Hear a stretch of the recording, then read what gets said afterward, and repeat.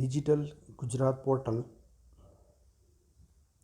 SC ST SEBC એટલે કે OBC અને ઈબીસી એટલે કે આર્થિક રીતે પછાત વિદ્યાર્થીઓ માટે પોસ્ટ મેટ્રિક શિષ્યવૃત્તિ યોજના, ઓનલાઈન અરજી એટલે કે નવા વિદ્યાર્થીઓ માટે ફ્રેશ એપ્લિકેશન અને જે વિદ્યાર્થીઓએ અગાઉ રજિસ્ટ્રેશન કરાવેલું હોય એવા વિદ્યાર્થીઓ માટે રિન્યુઅલ અરજી કરવા માટેની પ્રક્રિયા, ઓનલાઈન અરજી કરવા માટે જરૂરી ડોક્યુમેન્ટ્સ અને શિડ્યુલ ટાઈમ ટેબલ આ અંગેની તમામ વિગત આ વિડીયોમાં સમાવેલી છે.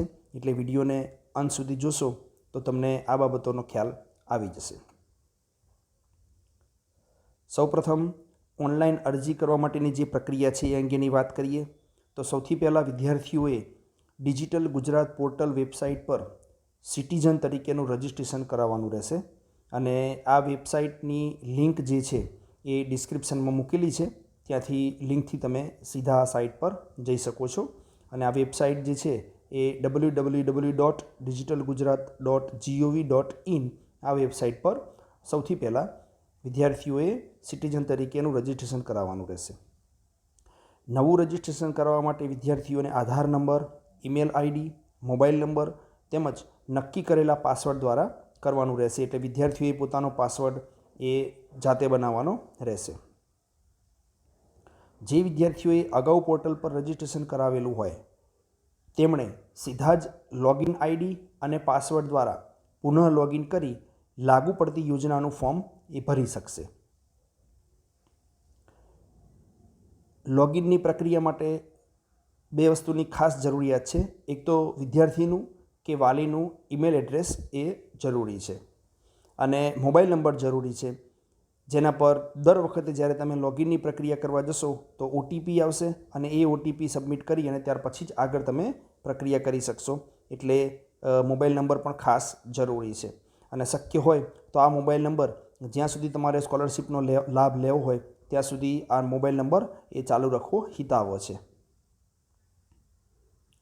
જરૂરી ડોક્યુમેન્ટ્સની વાત કરીએ તો સક્ષમ અધિકારી દ્વારા ઇસ્યુ કરવામાં આવેલો જાતિનો દાખલો, સક્ષમ અધિકારી દ્વારા ઇસ્યુ કરવામાં આવેલો વાલીના આવકનો દાખલો, વિદ્યાર્થીની ધોરણ 10ની તેમજ ત્યારબાદના તમામ ધોરણની વાર્ષિક માર્કશીટ, બેંક પાસબુકનું પ્રથમ પાનું જેમાં ખાતા નંબર, આઈએફએસસી કોડ અને બેંકની શાખા દર્શાવેલી હોય, આધાર કાર્ડ. ધોરણ 10 બાદ અભ્યાસમાં તૂટ પડેલ હોય તો તે સમય દરમિયાન કોઈપણ પ્રકારનો અભ્યાસ કરેલ નથી કે કોઈપણ પ્રકારની શિષ્યવૃત્તિનો લાભ મેળવેલ નથી તે મતલબનું સોગંદનામું. આ સોગંદનામું એ વિદ્યાર્થીઓને જ જરૂર પડે જેમને ધોરણ 10 પછી ગેપ પડેલો હોય અને ત્યાર પછી ધોરણ 11-12માં અભ્યાસ કરવા જતા હોય તો એવા વિદ્યાર્થીઓને જ આ સોગંદનામું લાગુ પડે છે. બાકી ધોરણ 10 પછી જે વિદ્યાર્થી સીધા ધોરણ 11, ધોરણ 12 એ પ્રમાણે અભ્યાસ કરતા હોય તો એમને આ લાગુ પડતું નથી. વિદ્યાર્થી હોસ્ટેલમાં રહેતા હોય તો તે અંગેનું હોસ્ટેલર તરીકેનું સર્ટિફિકેટ અને એનો નમૂનો પોર્ટલ પર ઉપલબ્ધ છે. હોસ્ટેલમાં રહી અને અભ્યાસ કરતા હોય અને એ અંગેની સ્કોલરશિપ લેવી હોય તો એ માટે આ સર્ટિફિકેટ જરૂરી બને છે. વિદ્યાર્થીએ ભરેલી ફીની પહોંચ એટલે વિદ્યાર્થીએ શાળા, કોલેજ, યુનિવર્સિટી કે પોતાની સંસ્થામાં જે ફી ભરી હોય એની પહોંચ પણ અપલોડ કરવાની હોય છે. વિદ્યાર્થીનો પાસપોર્ટ સાઇઝનો ફોટો, આ ફોટો તાજેતરનો હોય એ જરૂરી છે. જો વિદ્યાર્થી દિવ્યાંગ હોય તો તે અંગેનું સક્ષમ અધિકારી દ્વારા ઇસ્યુ કરવામાં આવેલું પ્રમાણપત્ર જે ફક્ત દિવ્યાંગ વિદ્યાર્થીને લાગુ પડે છે. વિદ્યાર્થી પરિણીત હોય તો લગ્ન પ્રમાણપત્ર, આ ફક્ત પરિણીત વિદ્યાર્થીને લાગુ પડે છે. આ તમામ ડોક્યુમેન્ટ્સ વિદ્યાર્થીએ ઓરિજિનલ ડોક્યુમેન્ટ્સને સ્કેન કરી અને અપલોડ કરવાના રહેશે. આ વર્ષનું જે શિડ્યુલ ટાઈમ ટેબલ છે એ જણાવીએ પહેલાં જે વિદ્યાર્થી ઓનલાઈન અરજી કરી દે ત્યારબાદ ફ્રેશ તથા રિન્યુઅલ વિદ્યાર્થીએ એની પ્રિન્ટ કાઢી જરૂરી સાધનિક પુરાવા અરજી સાથે બિડાણ કરી શાળા, કોલેજ, સંસ્થા કે યુનિવર્સિટીને જમા કરાવવાના રહેશે.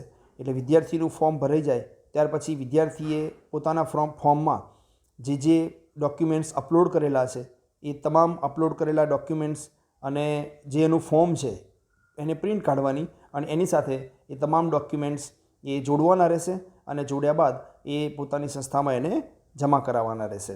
અને આ માટેનો જે સમયગાળો છે, સમય મર્યાદા છે એ આ મુજબ છે. ફ્રેશ ફોર્મ તથા રિન્યુઅલ ફોર્મ ભરવા માટેની વિદ્યાર્થીઓ માટેની તારીખ છે 15 ડિસેમ્બર. ત્યાં સુધીમાં વિદ્યાર્થીઓએ ઓનલાઈન અરજી કરી દેવાની રહેશે. ત્યારબાદ ઓનલાઈન એપ્લિકેશનની પ્રિન્ટ આઉટ લઈ અને એની સાથે જરૂરી ડોક્યુમેન્ટ સાથે વિદ્યાર્થીઓએ પોતાની સંસ્થામાં જમા કરાવવા માટેની છેલ્લી તારીખ 20 ડિસેમ્બર છે. ત્યારબાદ સંસ્થા દ્વારા એપ્લિકેશનની ચકાસણી કરવા માટેની તારીખ 22/12 છે અને ચકાસણી થયેલી અરજીઓની પ્રિન્ટેડ નકલ સંબંધિત વિભાગના જિલ્લા શિક્ષણાધિકારીઓ સુધી પહોંચાડવા માટેની છેલ્લી તારીખ 31/12 ડિસેમ્બર છે. એટલે આ સ્કોલરશિપ જે વિદ્યાર્થીઓને લેવા પાત્ર થતી હોય એ વિદ્યાર્થીઓએ ફોર્મ ભરતા પહેલાં આ જરૂરી જે ડોક્યુમેન્ટ્સની વાત કરી છે તમામ ડોક્યુમેન્ટ્સ પહેલાં પોતાના એકત્રિત કરી અને ત્યાર પછી એના એ જે અપલોડ કરવાના છે એ અપલોડ કરવા માટે ડોક્યુમેન્ટ્સની જે મર્યાદા હોય છે એ મર્યાદામાં સાઇઝમાં ફોટો તૈયાર રાખવાના અને ત્યાર પછી એપ્લિકેશન કરવાથી ખૂબ જ સરળતાથી વિદ્યાર્થી એપ્લિકેશન કરી શકે છે. વિદ્યાર્થીઓની ઓનલાઈન એપ્લિકેશન કેવી રીતે કરવી એ માટેનો વિડીયો અલગથી બનાવેલો છે. તો વિદ્યાર્થીઓને આ વિડીયો પસંદ આવ્યો હશે. ચેનલને સબસ્ક્રાઈબ કરવા માટે વિનંતી.